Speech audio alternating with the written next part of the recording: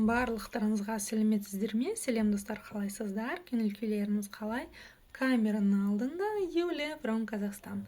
Дамы и господа, всех приветствую. Перед камерой Юлия from Казахстан, которая продолжает вас учить читать по-казахски. Хотя я учитель не по образованию, но по призванию. Итак, давайте сегодня вот из этой книжки мы с вами научимся читать. А читать мы будем не целый текст, всего лишь маленький абзац. Но, в общем, мы же должны развиваться, не только же нам учиться читать словосочетания, да? Мы будем чередовать то словосочетания, то маленькие абзацы из текстов. И, возможно, не только из этой книги, а из многих других. Видите, да, она такая немножко потрепанная, пожившая. Но зато настоящая, да, настоящая моя. Итак, я читаю. Вообще текст называется так. Қазақ тілі сабағында на уроке казахского языка. Поехали. Бүгін қыркүйектің 29-ы жұмыс күні. Қазір бізде қазақ тілі сабағы жүріп жатыр. Біз қазақ тілін қызығып үйреніп жүрміз. Өйткені қазақ тілі мемлекеттік тіл. Ол біздің келешек жұмысымызға керек. Дамы и господа, погнали разбираться с каждым словом. На самом деле все не так страшно, как может показаться на первый взгляд. Итак, разбираем первое слово. Слово «бүгін». И, как обычно, каждое слово нужно разделить по слогам. И в первом слове мы видим букву «у», недописанную букву «у». В данном случае это мягкая буква, мягкая гласная буква, и за основу нужно взять букву «ю» и попробовать прочитать через букву «ю». И у нас получится «бүгін», чересчур мягко.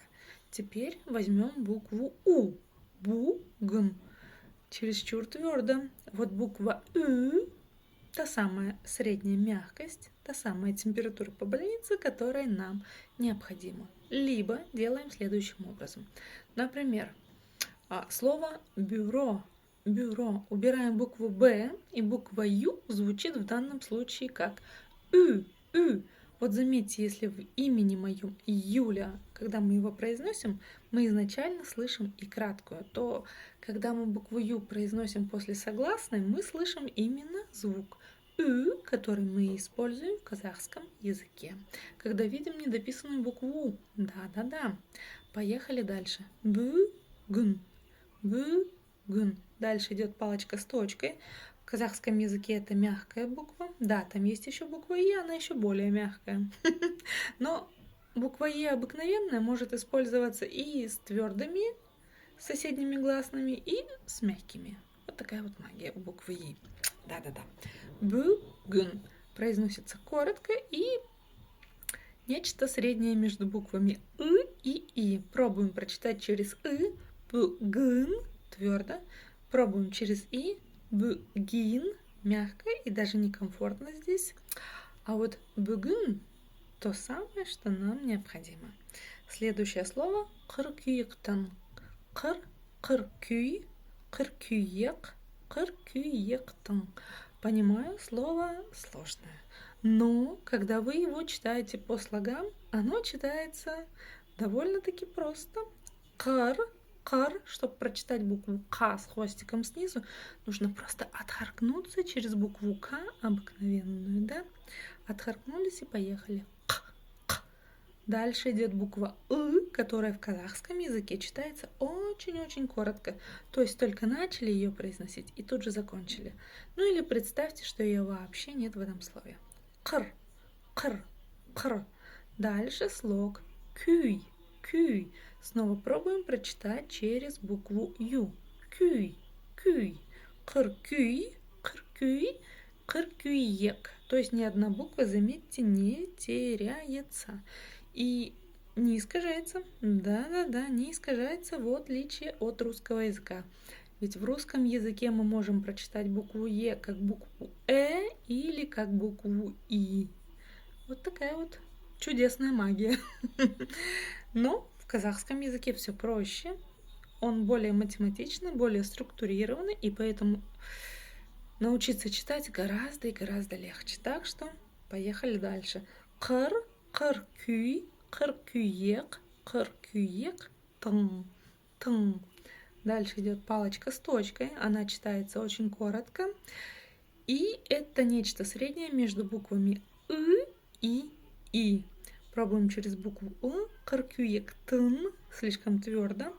Кыркүйектин слишком мягко. А вот кыркүйектин то самое, что нам необходимо.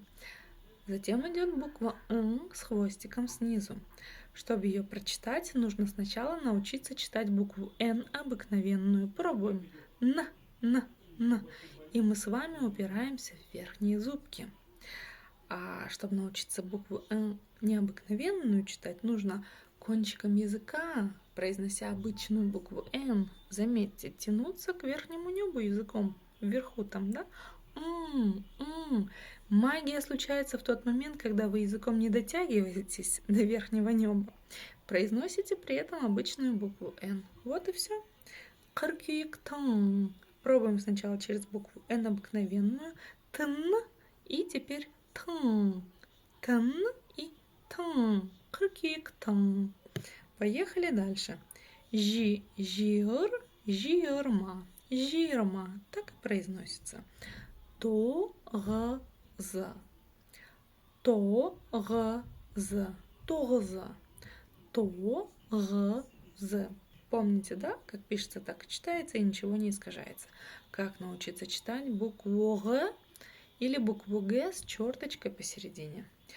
Очень просто, нужно просто откашляться через букву Г обыкновенную и, отхаркнуться, да.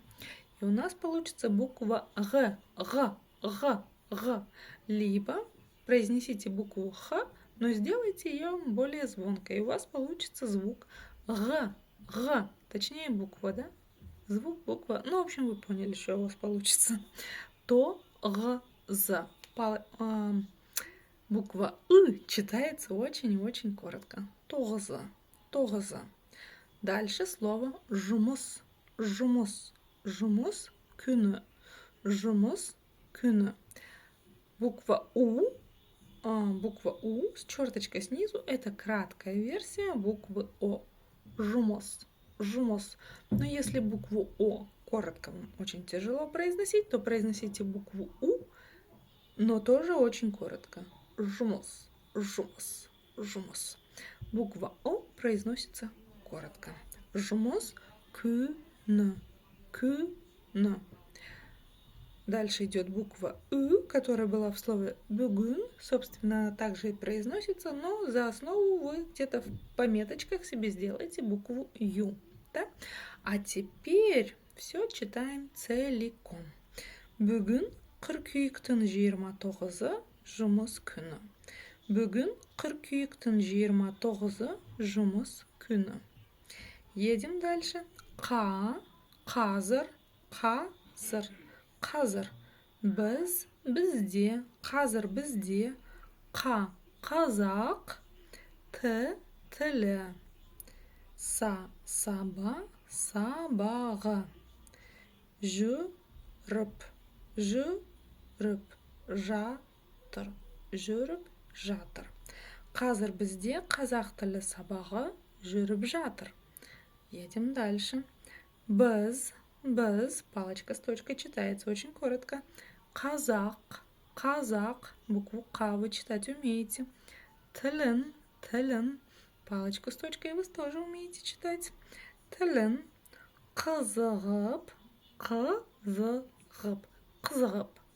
Сначала читаем медленно, затем быстро, да, и когда читаем быстро, буква И как бы стирается. Қызығып, үй. Помните, я вам говорила за основу взять букву Ю, когда вы видите букву Ü или недописанную букву У. Так вот, произнося букву Ю, изначально мы слышим и краткую, а затем уже звук Ü.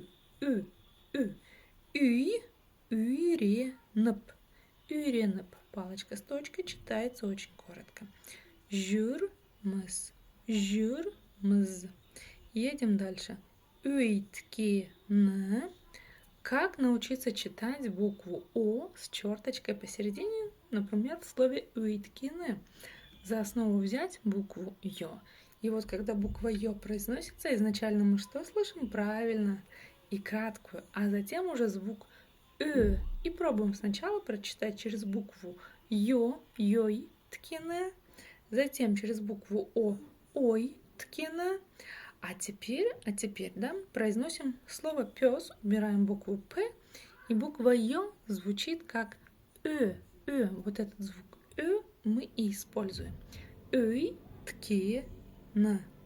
Өйткені қазақ тілі, снова пробуем прочитать через тылы, твердо, через тили, мягко, а вот палочка с точкой это самая мягкость, которая нам нужна. Өйткені қазақ тілі, мемлекеттік, тіл, мемлекеттік тіл. Ол, біздің,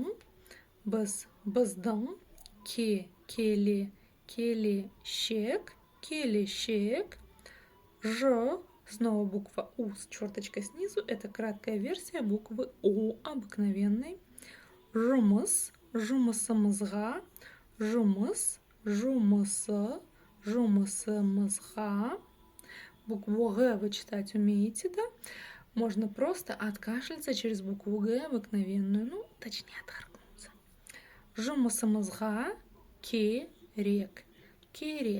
Но очень часто слово керек в данном случае, когда предыдущее слово заканчивается на гласную, то слово керек, которое начинается с глухой буквы К, будет читаться как герек. Но если вы прочитаете как кирек, то ничего страшного не будет. Все будет ровно по правилам. Но в жизни очень часто вы услышите именно герек. Особенно в быстрой речи. Ол, біздің келешек, жұмысымызға керек. Теперь прочитаю все целиком и заканчиваем видик. Бүгін қыркүйектің 29-ы жұмыс күні. Қазір бізде қазақ тілі сабағы жүріп жатыр. Біз қазақ тілін қызығып үйреніп жүрміз. Өйткені қазақ тілі мемлекеттік тіл. Ол біздің келешек жұмысымызға керек. Дамы и господа, я была рада вам сегодня объяснить, как прочитать, хотела сказать целый текст, но нет, как прочитать маленький абзац из текста, чтобы вы поняли, что учиться читать по-казахски очень и очень просто. Нужно просто чуток потренироваться. Ну, а если вы смотрите мое видео, то вы любите тренироваться вместе со мной. Мне так хочется верить. Ну все, увидимся в следующий раз. А с вами была я, Юлия from Казахстан.